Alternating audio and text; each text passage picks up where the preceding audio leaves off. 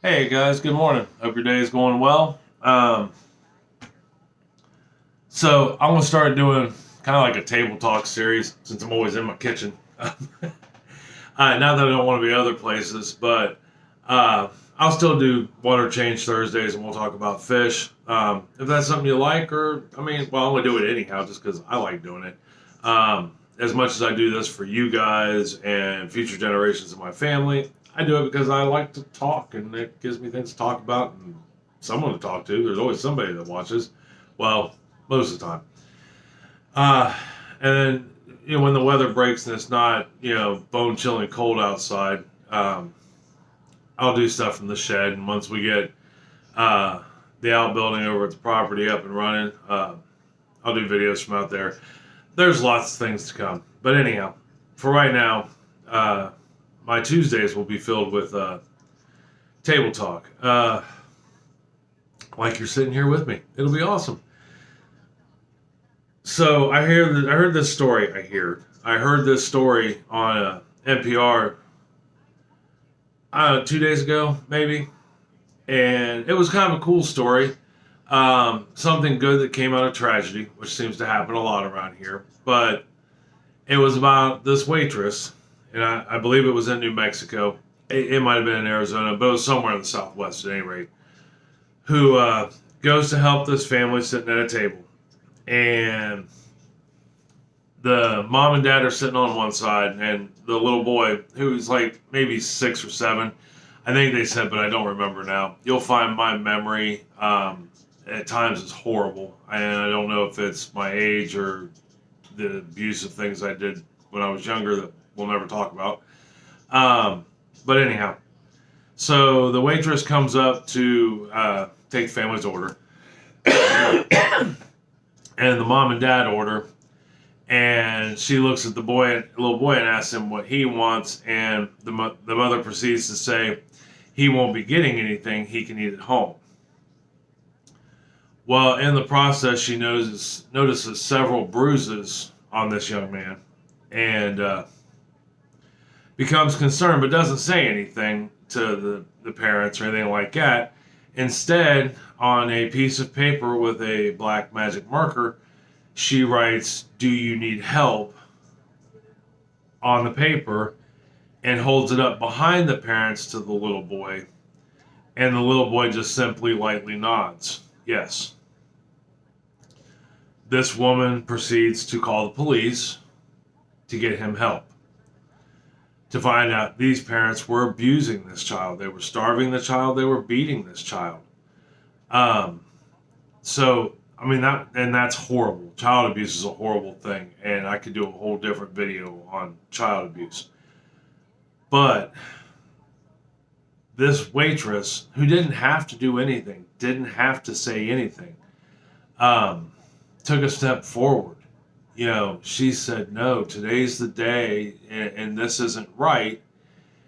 And she called the police. She got this boy help. The parents were arrested, hands down arrested, and taken off to jail. And now it saved this boy. Now you can say, well, that's going to be in foster care, and that's a whole other thing on its own.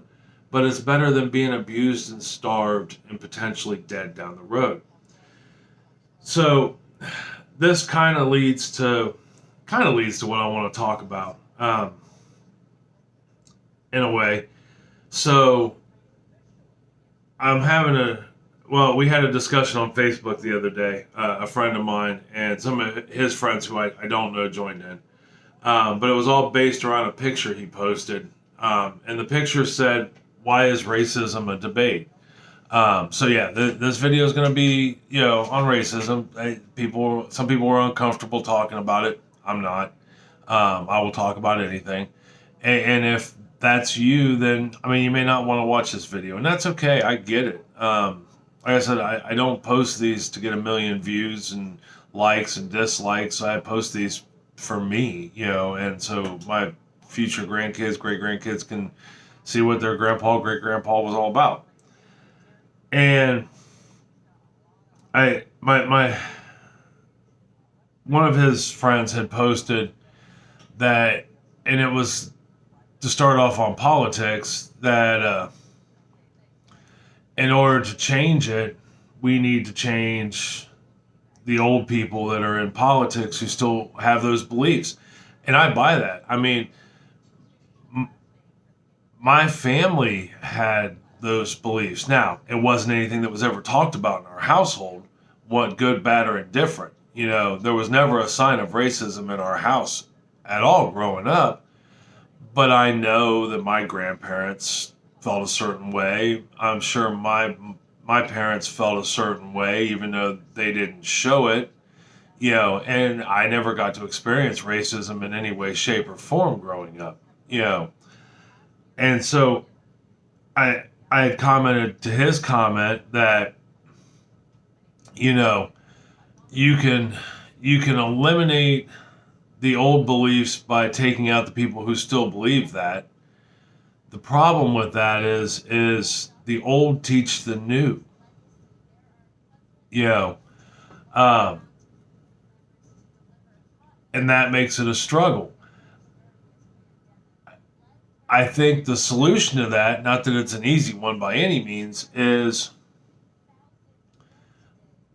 and this is something I'm struggling with to figure out why this doesn't happen to begin with. Okay, so you have a mom and dad. They're racist. Let's just throw that out there. They're racist. If you are a person of color or a person that's not, basically if you're somebody that's not white, Christian, and in their mind perfect, they don't like you. So they teach their child that, and they started at a young age. Remember, every person that's born is born clean. You're a clean slate. You're like a brand new computer. You have no idea what's going on until you're programmed. So you start that upbringing, right? But then you send your child at some point out into society, daycare, elementary school, and they get different points of views and different perspectives. And I would find it very hard to believe, especially in today's society where we're so blended, that they would go to an all-white school, all-male school, all-female school, whatever, who preaches racism. So I think the problem, although the start of the problem is very much so the parents or their environment they're raised in the beginning, I think some of the problem is our society. We could do a better job with it at school. We could do a better job with showing equality in the workplace, or at the basketball court, or the baseball field, or after school program, there's a million and one things that I believe that you could use to change, someone's point of view. Remember, even a computer can be reprogrammed, and can be done for good. So I think a majority of our problem, and why this is even kind of a debate to begin with, is because we're society, our village, because remember, it takes a village to raise a child. The parents start off, they feed it, they nurture it, and then they send this child out, depending on where you live, to do whatever, get an education, play at the playground, whatever. So, but that we send them out into the village to learn. So I think as a village, we need to rethink this. And how we do it. Even if we have the conversation in school, I think it can be done without a personal opinion. In fact, I know it can be done without a personal opinion. We just have to have the mindset to do it. And it'll take everybody. You can't, and I know this because I am a teacher. I run a restaurant, but I work with all young people, teenagers, early 20s, and my job is not only to teach them their job, but, to teach them life skills and kind of put them in a direction that I think will benefit them in the long run. I'm an influencer in that aspect, I guess. I'm a life coach and an influencer in the real world. So, that being said, I know how to give direction without giving my opinion. I can get things done without giving my opinion. I can teach you something without giving you my opinion on it. So I know it can be done. We're just not doing it. And we need to find a way to start, even if it's in the classroom in a history class. Even if it's, in the math class talking about somebody who did something really cool in math. There's always a way to do it. And you don't even have to just, I don't know. I don't know where I was headed with that. That's okay. But I know it can be done. I do it every day. I teach every day. 5-6 days a week, 10 to 12 hours a day, I teach. So I know it can be done. It's how we approach things. But it does take a village to raise a child. And I think as a village, whether it's your town, your village, your state, your whatever, we all have to work together in it. Here's something that I thought about for a long while. Actually, it was something I never thought about, and then it hit me. And it's something simple everybody can do to start changing the mindset. And maybe I'm the only person in the entire world that does this, but I don't think I am. So, me and you were having a conversation. We're sitting right here at the table, and I go, well, Joe, my black friend down the street, for the longest time, I didn't see anything wrong with that sentence. But if we're going to change our mindset, which I have, and like I said in a previous video, I've never considered myself racist. If anything, I was ignorant to the situation. But right there, I was just kind of being racist. It doesn't even have to be Joe, my black friend. It could be Joe, my friend from Indonesia. It should be, hey, you remember my friend Joe down the street, right? His ethnicity shouldn't be a part of it. I remember reading an article, and good God, this was like maybe 8-9 years ago, who said that as long as we put a name to something, there will always be racism. And that's an example of that. We inherently separate ourselves. And all species of animals do that. Remember, we are animals. We're smart animals. Because I even thought at one point, I had this was a discussion I had with another friend of mine. I had seen this video on National Geographic about these chimpanzees that had killed an orangutan. They tried to warn it off a little bit first, but they eventually, as a tribe, killed it. Ants do the same thing. If you're not a member of the red ant community, they will kill you, and process you for food. That's what most of the animal kingdom does. Nothing goes to waste, so to speak, just like when we made macaroni salad a long while back. So you could say, well, that's part of human nature. And I almost chalked it up to that. I almost thought, well, okay, so racism is inherently human nature. You see it in every type of animal that has different types of animals in their species. But then it hit me that the difference between chimpanzees and orangutans, ants, and us is we have intelligence. We have a brain. We are one of the most intelligent creatures on Earth. So we know the difference between right and wrong.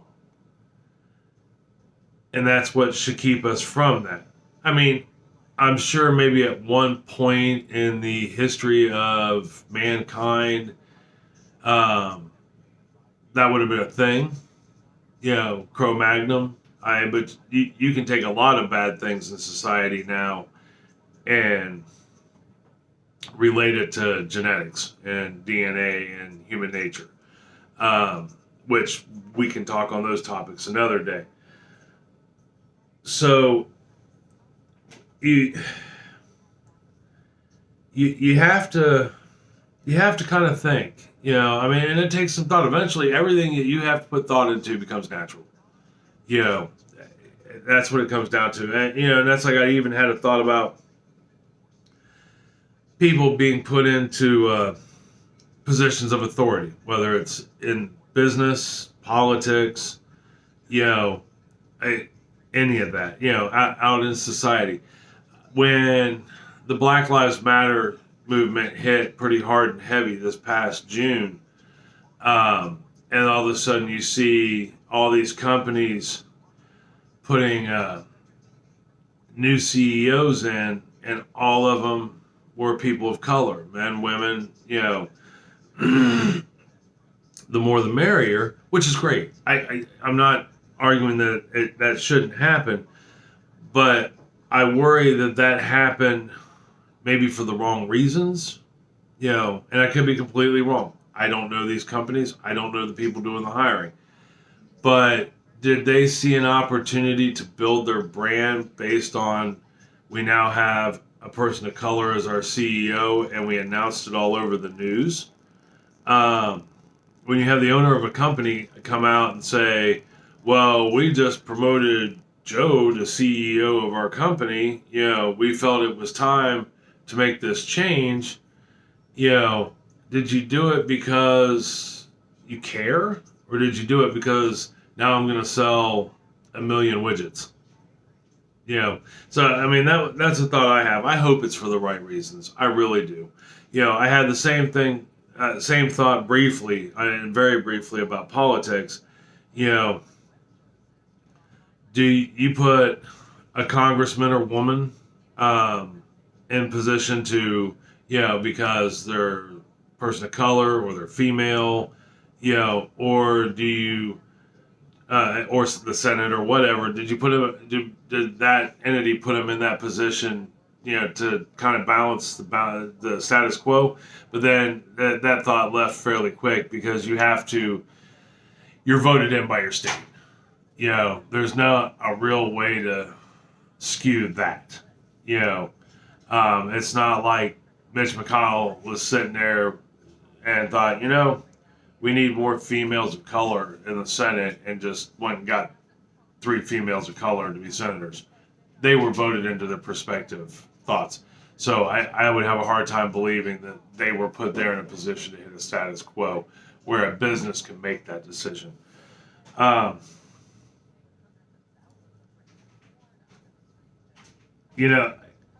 I will probably talk about several uncomfortable things over time.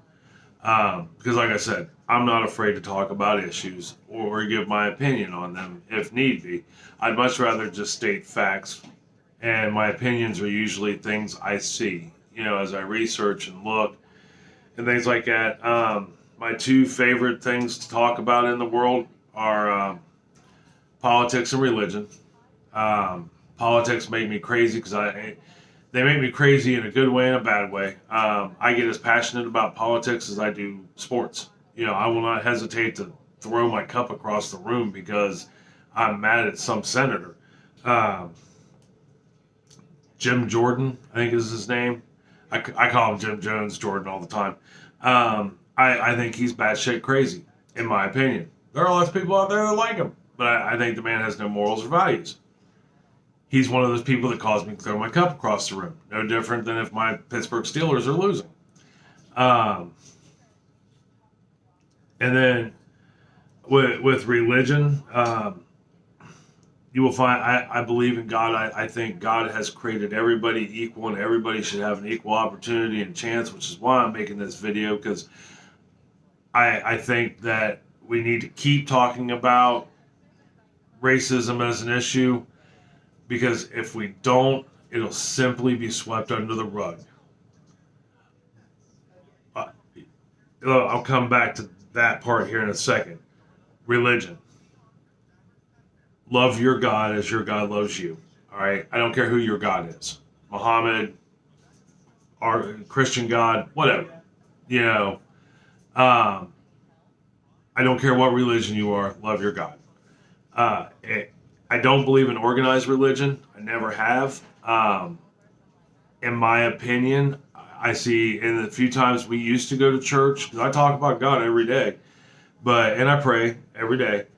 But when I found in organized religion, going to a church and being with others, congregating, um, it come down to a whole lot of gossip, and it seemed to me to be a money grab. That's just my opinion. If you enjoy your church, go to your church. But nowhere in the Bible does it say you have to go to a church to talk about religion. So I don't. I talk about it out in the free and open and to anybody that'll listen. I don't force my opinion on anybody. I never have. I never will. I want you to have your own beliefs. All right, so that being said, I really can't remember where I was headed with that at the moment. Again, for like the 900th time. That's all right. I wish I could rewind my video and then just start over because that would be great. I could, actually. You were getting ready to hit on racism. You talked about two different things, politics and racism. Yeah. So you just hit religion. But what was I talking about with racism? You were talking about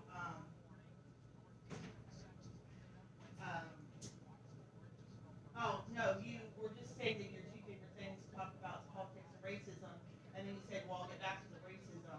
Here's my reason for politics," and then you were gonna. Sorry for the momentary pause. Chris is talking to me. All right, so anyhow, if I remember what I'm going to come back to, because I had something I was just going to touch on real quick. But anyhow, and I'll probably edit most of this out. And yes, I learned some editing, not much, but some.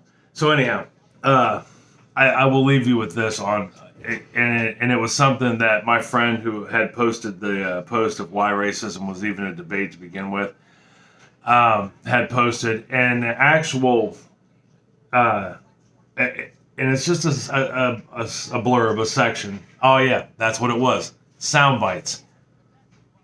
The problem we have as a society is we are a soundbite society, and it causes things, and we're so short attention span when it comes to social media and the news. If the news quits talking about racism, it's going to go, we will sweep it under the carpet and it'll never come back. See, I don't always completely forget everything.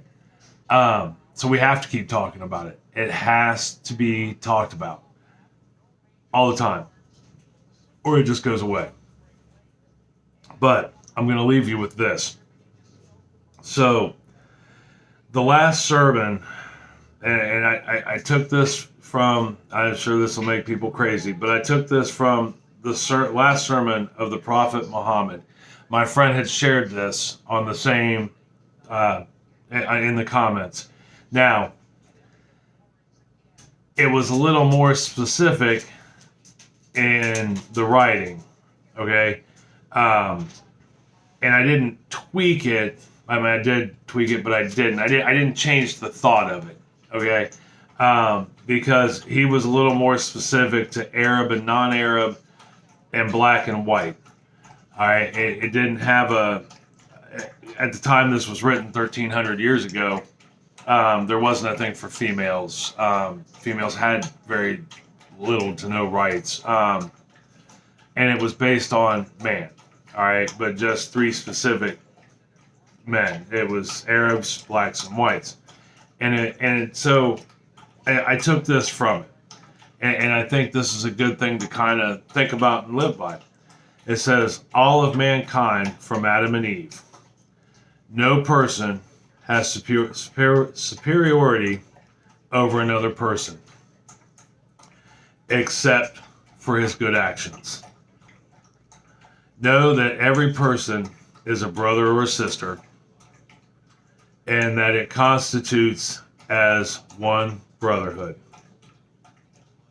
So, that being said, it's kind of just words to live by. You know, he basically, what it comes down to in a nutshell, whether you take it for verbatim, And like I said, it was the last sermon given by Muhammad. That's what it's called. Well, it's the last sermon of the prophet Muhammad. You can read it verbatim in that. The gist of it is nobody's better than anybody else. You know, whether you're a man, a woman, whether you're a person of color or not, whether you are Jewish, Christian, Muslim, you know, it doesn't matter. We're all put here the same way. We all bleed the same red. And we should show each other respect, even if we don't agree with what the other person is saying. So, that being said, I love you. I hope your day is great. Tell somebody else you love them. All right? It might make their day a little better. Talk to you later.